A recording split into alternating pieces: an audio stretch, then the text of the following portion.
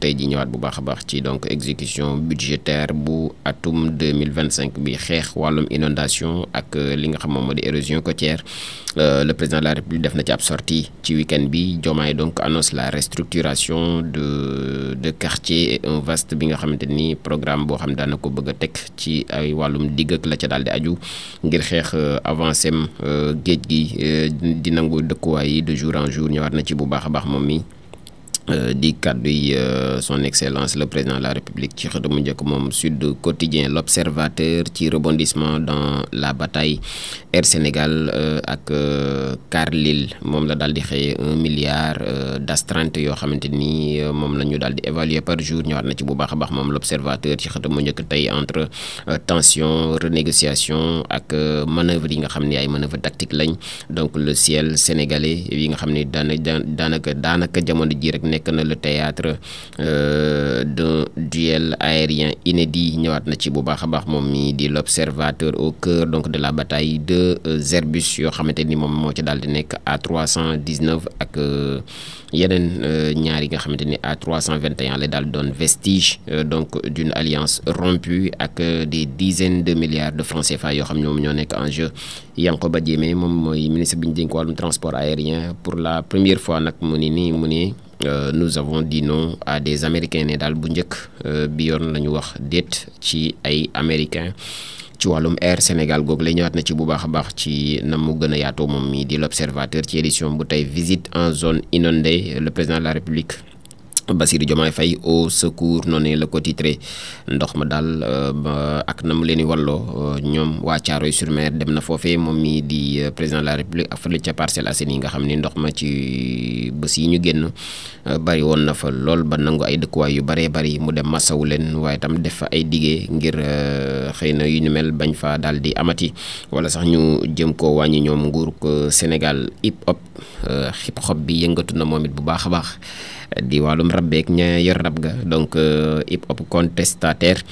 chat bi nga xam ni moom mi ngi électriser donc les réseaux sociaux ci jamono ji ak son bu bees wala morceau bu bees bi nga xam ne génne ko avec donc projet bi la ko tuddee projet bi donc entre punchline yi nga xam ni yu incisive la ci daal def métaphore corrosive et critique frontale du régime Pastef une œuvre donc d'art politique et poétique selon Malal Talla bi nga xamante ni mu ngi saluer donc la constance du rappeur bu kër gi crew boobee di Thiat ñëwaat na ci bu baax a baax moom mi di L'Observateur. Double accident meurtrier bi nga xam ne am na itam 5 morts et plus de 30 blessés dont 11 graves ci axe Mbour Thiadiaye la daal di amee moom itam di ab l'accident bu méttee métti ñëwaat na ci moom mi di L'Observateur. Wàllum football ak bras de fer bi nga xam ne bu silencieux la mais révélateur bi nga xam ne ngi jamono ji yëngal Pikine Papa Waygo Ndiaye donc de retour à la Linguère de Saint-Louis ñëwaat na ci moom L'Observateur waaye des na ci 4474,1 milliards de francs CFA yi nga xam ni moom moo nekk en ressources donc du budget général ak 2226,3 milliards de recettes yoo xam ne amassé nañ ko moom Pape Malick Ndour mi nga xam ne mooy le chef donc des chiffres ni nga dénoncé 5 graves manquements yoo xam ni yu gouvernement bi amoon nañ ko. Docteur Seydina Omar Sey moom itam di économiste consultant. Un nouveau programme FMI s'impose sans austérité brutale ne daal programme bu FMI bu yees fi mu ne nii daal dañ caa war a daal di gaaw jot te ñu bañ te ànd ak beneen austérité bu brutale moom mi di docteur Seydina Omar Ndour xelam màcc lool ci wàllum économie nekk it consultant moom L'Observateur ñëwaat na ci bu baax a baax ci xëtam mu njëkk tey Vox Populi itam ci 16 mois ginnaaw la prise du pouvoir fukki weer ak juróom-benn ci bi ñu jotee nguur gi léegi Thiat mi ngi flingué donc projet bi moom mooy titre am bu yees bu mu daal di génne moom Thiat au lieu de projet bi la ko daal di duppee am na lu mu ca daal di yokk moom ñëwaat na ci bu baax moom Vox Populi se fait allumer par les pastefiens tontu ga foroxul ginnaaw ci ab son la génne clash Pastef ñoom itam ñu ngi koy clash le Y'en a marre du coordonnateur de Y'en a marre bi nga xamante ni mu ngi enflammé donc les réseaux sociaux les contempteurs du pouvoir yi di exulter donc les pastefiens itam di voler dans les plumes ñëwaat na ci bu baax a baax moom Vox Populi la réplique et les pics de Nit Doff Nit Doff moom itam tontu ay réplique ak ay pic jëmale ko ci kii nga xamante ni moom moo di Thiat. Je suis un rappeur engagé depuis toujours mais li ma xam ci engagement mooy xeex injustice dictature corruption teewal le bas peuple loolee di kàddu yi kii di Nit Doff jëmale ko ci morceau bu yees bi nga xamante ni moom Thiat bu Y'en a marre wala bu kër gi crew boo ko ci teg mu dem daal na koy fësal ni ki démb économie ak les grandes lignes donc du rapport trimestriel d'exécution budgétaire avril mai juin 2025 ñëwaat na ci moom ak les recettes yi nga xam ñu ngi en progression charge donc de fonction charge de fonction charge de fonctionnement yi nga xam ne ñu ngi en hausse ak déficit budgétaire yi nga xamante ni daanaka ñëwaat na ci bu baax a baax maîtriser nañ ko moom Vox Populi ci donc rapport gi la daal di xëy xaatim moom itam le président de la République Bassirou Diomaye Faye ginnaaw mbënd mi nga xam ne am na fële ca Thiaroye dem na fa seeti leen au cœur donc des inondations à Thiaroye moom njiitu réew mi ngir daal di massaw ñi nga xam moom la ndox mi nangu seen kër logement fële ca xaar yàlla ca Saint-Louis donc en attendant Dieu nañu xaarandi yàlla le sort donc précaire de 1000 victimes des inondations de 2017 ak 2018 ñëwaat na ci bu baax a baax une entente boo xam ne bu temporaire bu amoon qui dure depuis 9 ans pour nag ay sinistrés yoo xam ni des raz de marée de la langue de barbarie le rapport bi nga xam ni bu Human Rights Watch la di pointe donc la violation des droits économiques sociaux et culturels de ces pêcheurs yi nga xam ñoom la ñu daal di déplacer Khady Gaye mu nag nous demandons parfois si les autorités nous considèrent comme des êtres humains ne daal dañuy laajandi sax yenn saay ndax autorités yi jàpp nañ ñi ñoom ñi ay doomu aadama lañ. moom Khady Gaye di ko xamle ci journal bu tey bu Vox Populi le quotidien itam ci rapport ak ressources budgétaires yi la daal di xëy les deux béquilles de l'État ne daal ñaari béquilles état yooyu ñu ngi noonu muy rapport bi ñëwaat na ci bu baax a baax ak le marché financier bi nga xam moom mooy benn béquille bi ak les hydrocarbures ñu ngi contribuer à 86% des 4474 milliards collectés en juin la part donc belle aux dépenses de fonctionnement ak la masse salariale bi nga xam ne yokk na de 3,3% moom le quotidien ci page bu tey bi 2 ak 5 diñu ko daal di xamal des na ci présentation de son nouvel ouvrage Ibou Fall moom chronique donc sur les enfoirés noonu la ko titré comme at foiré mooy lu foiré lu yàqu donc mu nekk benn jeu de mots boo xamante ni moom la daal di nas moom Ibou Fall ñëwaat na ci bu baax a baax moom mii di le quotidien Azer ak coow la fa am paiement donc de prime Thierno Alassane Sall ak révélation yi nga xamante ni daan na koy génne sur des virements de 5 milliards de francs CFA moom ñëwaat na ci bu baax a baax moom mi di le quotidien Walf Quotidien ci rapport d'exécution budgétaire bi la xëyee au deuxième trimestre moom itam bu atum 2025 l'État vit au-dessus de ses moyens nguur gi daal li muy dundee ak la mu yor bokkul donc noonu la ko xëyee xamle moom Walf Quotidien hausse de 22,9 milliards de la masse salariale masse salariale bi daal yokk na ci lu tolloog 22,9 milliards de francs CFA les charges donc de la dette yi ñu chiffré à hauteur de 501,1 milliards de francs CFA les dépenses des institutions cachées page 5 bu Walf Quotidien ci la xëy tey visite au sinistre des inondations moom Diomaye ak les pieds dans les eaux dox na xuus ci ndox mi seeti waa Thiaroye yi nga xamante ni ñoom la ndox mi nangu seeni kër moom le président de la République ñëwaat na ci bu baax a baax moom mii di Walf Quotidien des na ci Babacar Touré mi nga xam moom mooy président de la donc LGDH donc sur la liberté de presse mu ni nag la Guinée-Bissau est sur une voie extrêmement dangereuse ne daal Guinée-Bissau yoon wi mu jël yoon wu bëri xaaxam la moom Babacar Touré di ko xamle ci xët bu njëkk bu Walf Quotidien bu tey Première Ligue ak début de Habib Diarra ak kii di El Hadj Malick Diouf comme des poissons dans l'eau daanaka sax ñoom ñoo raw jën yoo dugal ci ndox ndax début yu réussite la ñu daal di am fële ca Premier League moom ñoom ñaari gaynde Sénégal yi di El Hadj Malick Diouf ak ca West Ham ak kii di Habib Diarra ca Sunderland donc muy match yi nga xam ne am na ci week-end bi ci Premier League perte de la société civile de la société d'électricité les prévisions alarmantes donc de l'Aquilée si rien n'est fait Sénélec risque de prendre 2150 de perdre 2150 milliards moom Akilee di ko xamle ne bu ñu deful dara daal Senelec mën naa ñàkk fii ak ay bés wala ay weer wala ay at ci kanam lu tollook 2150 milliards muy perte de la société donc d'électricité ñëwaat na ci bu baax a baax moom mii di Walf Quotidien. Enquête moom des na ci dossier inondation fii ci biir réewum Sénégal un mal endémique ne daal mal la bu yàgg a yàgg wàllum inondation di mbënd fii ci biir réewum Sénégal. dem na fële ca Parcelles Assainies, Yoff, Mbour, Saint-Louis ak les populations yi nga xam ne daanaka ñu ngi trinqué. Le chef de l'État di annoncer donc la restructuration des quartiers vulnérables. Mbacké Ba mu nag Dakar doit être repensé selon la théorie de la destruction créatrice. moom Mbacké Ba di ab solution dans la région de Matam. Fleuve ba moom n'est plus donc qu'à 74 centimètres de quitter son lit. moom mën naa déborder à tout moment fële ca Matam muy fleuve Sénégal ak Bakel donc ñoom it ñu ngi ci ligne rouge bu tawaatee rek mën nañoo yegg ci donc ci catastrophe googu la. Exécution budgétaire ñëwaat na ci bu baax a baax moom enquête ak benn équilibre précaire boo xam ni constaté nañ ko ci Alassane Gueye.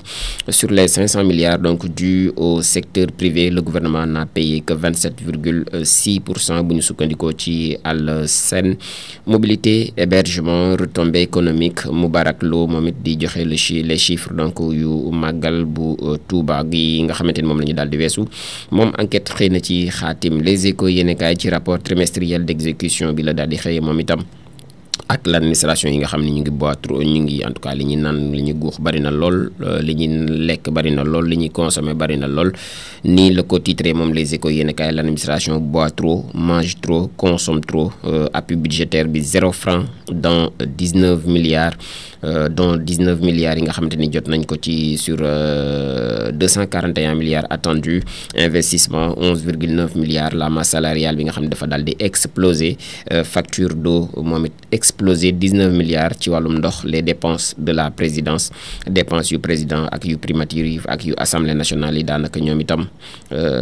foo ko natt weesu na ko dañoo sax disparaître bu ñu sukkandikoo ba léegi ci li nga xamante ni moom moo di Les Échos yenn kaay. Remplacement bu Barthélémy Diaz fële ca bopp mairie bu Dakar. Tractation et manœuvre de haut vol de part et d'autres noonu la ko xëy xaati moom Les Échos yenn kaay. Réunion bu bureau municipal bi tey lay daal di doon ngir ñu daal di fixer la date de l'élection. Risque de candidat multiple boo xam ni ñu ngi koy xaarandi pour taxaw ak Ngone Mbeng bi nga xamante ni moom sentir nañ ko ca. Papo Mbeng moom itam sentir nañ ko ci ak ñeneen Khalifa Sall moom it dina ñibbisi ni ki tey jii la dernière décision moom lay daal di revenir moom mi nga xam moom mooy président bu taxaw Sénégal Abbas Fall. mu ngi poursuivre moom it plus que jamais ses manœuvres dans l'opposition bu ñu sukkandikoo ci Les Échos yéenekaay. Libération ci le doyen des juges la xëy. le doyen des juges d'instruction bi nga xam décerné na 3 convocations. L'affaire ArcelorMittal bi nga xam ni prendre na donc une nouvelle tournure ñëwaat na ci bu baax a baax moom mi di Libération yéenekaay ci coowal ArcelorMittal google. dem ci l'informé moom mu ñëw ci avortement médical fii ci biir réewum Sénégal ak la loi bi nga xam ni contre la santé daal loi la boo xamante ni dëppoowul ak wér-gu-yaram quand la législation sénégalaise se contredit noonu la ko xëyee titré moom mu jëm ci wàllu avortement moom mi di l'informé. L'exécution budgétaire T2 donc ñëwaat na ci bu baax a baax muy deuxième trimestre bu atum 2025 bi en chiffre. Recette fiscale 90 milliards. Déficit 588 milliards. ak dette bi nga xam muy bor bi mu tolloog ci 1331 milliards noonu la ko xëyee xaati moom mi di l'informé. des na ci le coup de gueule bu Thiat contre Pastef muy single bi nga xam ne génn na ko tuddee ko Porosé bi. donc ñëwaat na ci bu baax a baax moom mi di l'informé. Tribune moom itam ci Diomaye Sonko face aux inondations la daal di xëy entre populisme fanfaronnade ak paradoxe donc noonu la ko xëy xaatim à la place des dictateurs. à la place des discours ngeen baal ma les sinistrés réclament des solutions à leur calvaire ne daal ci discours yi nga xam moom la ñuy dégg ñoom ñi nga xam ñoom ñoo nekk ci njàqare jamono ji ay solution la ñuy xaarandi ci li nga xam moom la ñuy dund les inondations yi nga xam ne ñu ngi exhumer donc l'échec des réseaux d'assainissement. Thierno Alassane Sall di assimiler donc la posture du ministre de l'hydraulique donc à de la comédie ne daal Cheikh Tidiane Dièye ci comédie képp la nekk moom Thierno Alassane Sall di ko xamle ci xët bu njëkk bu tribune bu tey bi. Tribune xëy na jox kàddu ki nga xamante ni moom mooy njiital gëm sa bopp di njiital tribune ak ginnaaw la publication du rapport d'exécution budgétaire T2 donc Bougane décèle une croissance en trompe-l'œil ne daal am na ci loo xamante ni ay naxee mbaay la croissance goo xam ne ay naxee mbaay la moom Bougane di ko déceler ci xët bu njëkk tey bu tribune yor bi itam ci exclusivité la daal di xëyee 560 millions de francs CFA yoo xam ni non justifiés dans les comptes de Lat Diop lu tolloog 560 millions ma nga fa yoo xam ni mënee su ko justifier ci compte Lat Diop lañ ko daal di fekk l'enquête explosive yi nga xam moom mooy éclaboussé l'ex DG donc de la LONASE ñëwaat na ci bu baax a baax moom mi ci coowal Lat Diop li ba léegi Dakar assiégé donc par les eaux ndox ma ngay nangu Ndakaaru ndànk détresse donc des habitants promesse de l'État titre yor bi point actu moom itam ci opus la xëy projet bi nga xamante ni moom la Thiat génne. Thiat sort une bombe contre Pastef ne daal Thiat génne na ab bombe aw ndell woo xamante ni jëmale na ko ci ñi nga xamante ni ñoom ñoo di waa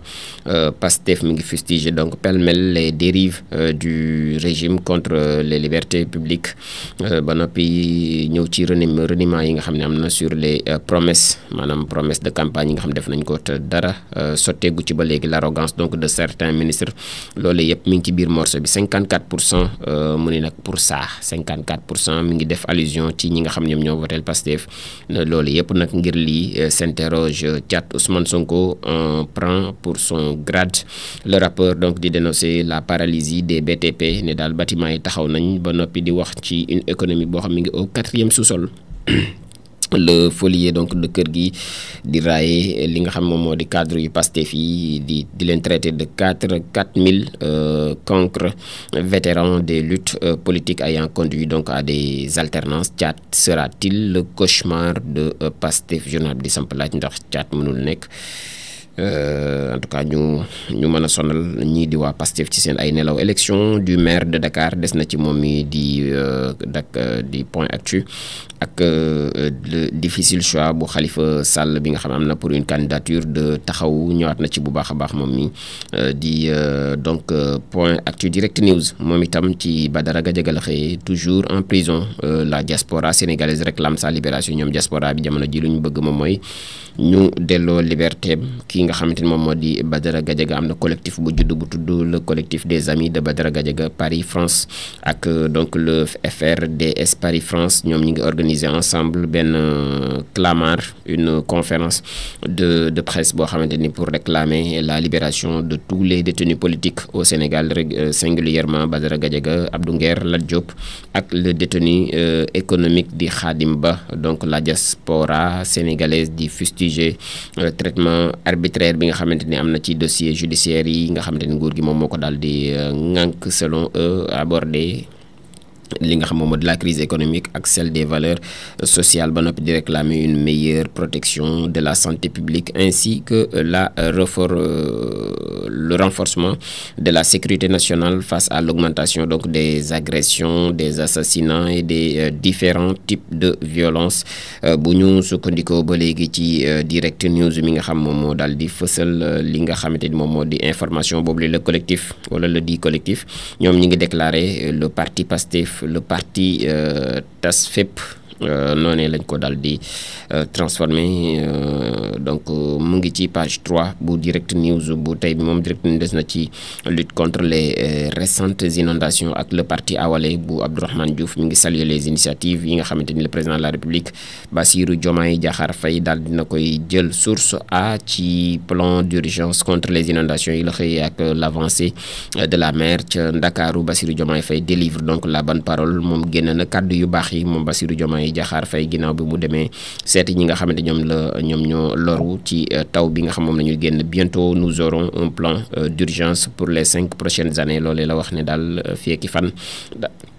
daañu am ab plan d'urgence ngir juróomi at yi nga xam moo nekk suñu kanam, sur lequel ministre de l'assainissement dina ci commencer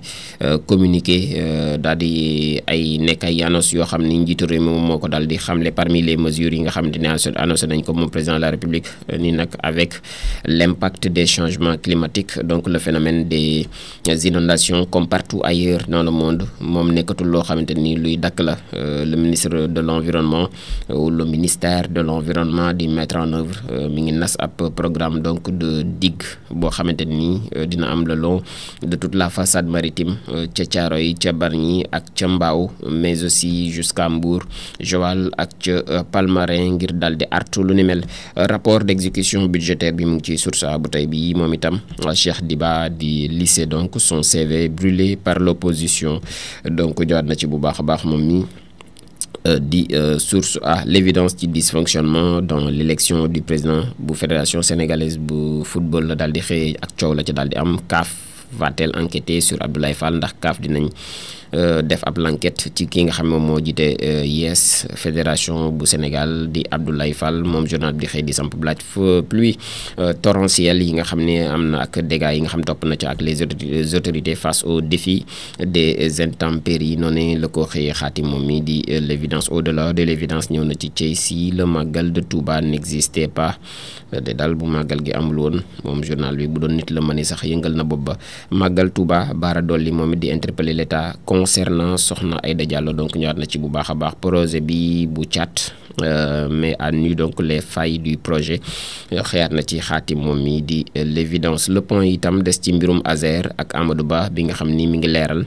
ci incohérence yi nga xamante ni moom moo am ci les paiements évoqués par Thierno Alassane Sall. ñëwaat na ci bu baax a baax moom ci leeral yooyu la moom mi di le point ci xëdam mu njëkk. des na ci 5 jours d'immersion présidentielle, 5 jours di juróomi fan yoo xamante ni def nañ ko ngir xool dundinuk président de la République Bassirou Diomaye Faye, donc au cœur des tiroirs du Sénégal. moom di amal ay tukki nemmeeku moom président de la République. gis nañ ko ca parc baak ñaari gaynde ya ak bâton ba. nataalam boobee mu ngi ci xët bu njëkk bu le point bu tey jile. réew mi quotidien moom itam des na ci finance publique yi ak les chiffres donc du budget 2025 deuxième trimestre ba. chiffres yi rot na plus de 188 000 fonctionnaires yoo xam ne ñu ngi jot lu tolloog 724 milliards de francs CFA. l'État donc daan nay empoché 913 milliards d'impôts directs, 2226 milliards de recettes yoo xamante ni ñoom itam ñu nga ca ak 588,3 milliards de francs CFA yoo xam ni lu ab déficit la, maanaam lu ñàkk la, lu ñu war a wuti la. donc les charges financières yi nga xam ni ak la dette payée à hauteur donc de 501 milliards de francs CFA. ñëwaat na ci chiffres yooyu la moom mi di réew mi quotidien. dañuy jeexal ak tàggat yaram door kook réew mi quotidien sport plus ca Angleterre la xëyee. Nicolas Jackson choisit son futur club. moom Jackson ginnaaw bi Chelsea dal fësale seen yéenek jaay ko jamono ji moom tànn na clubam ba mu bëgg a daal di dem. ñëwaat na ci bu baax a baax communiqué wul nag ci club boobee moom réew mi quotidien sport plus. des na ci Afrobasket 2025 ak Sénégal bi nga xam ni dañoo renverser le Mali, war a affronter Soudan du Sud ci match de barrage ngir mën a daal di ut ab place ci quart de finale yu Afrobasket 2025. point actu moom itam ci gaynde Sénégal yooyu sax la daal di xëyee. point actu sport Afrobasket 2025 le Sénégal affrontera donc le Soudan du Sud en barrage. match bu nar a metti lay doon ndax sud-soudanais yooyu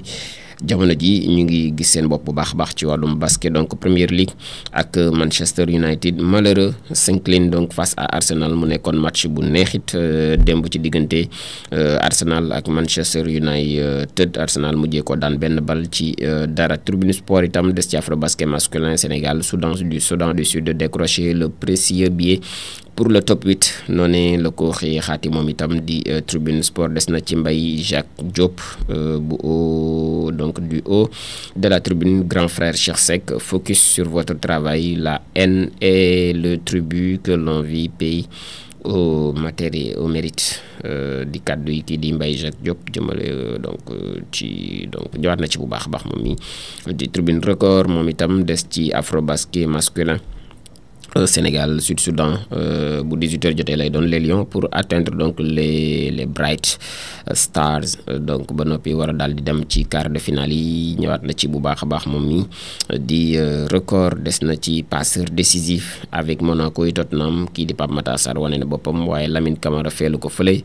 ca Ligue 1 français boobule ñoom itam ñoom ñaar kenn ku ci nekk rek joxe nga ab bal ñu dugal Lamine et Pape Matar donc les bons services noonu la ko xëy xaati moom mi di record yéene kay AS Pikine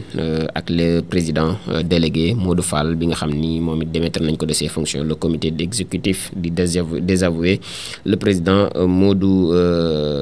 Gueye fédération sénégalaise de football ginnaaw le Maroc le président bi nga xam ne dina dem fële ci Mauritanie Abdoulaye Fall chez les ennemis d'Augustin Senghor noonu la ko xaati moom mi di record yéene kay fii ci record sax la ñuy daal di jaaree ndar képp seen rubrique revue de presse jaajëfalaat nañ bu baax a baax ñëpp ci topp geeg teewlu gi ci ànd geeg les programmes de la rajo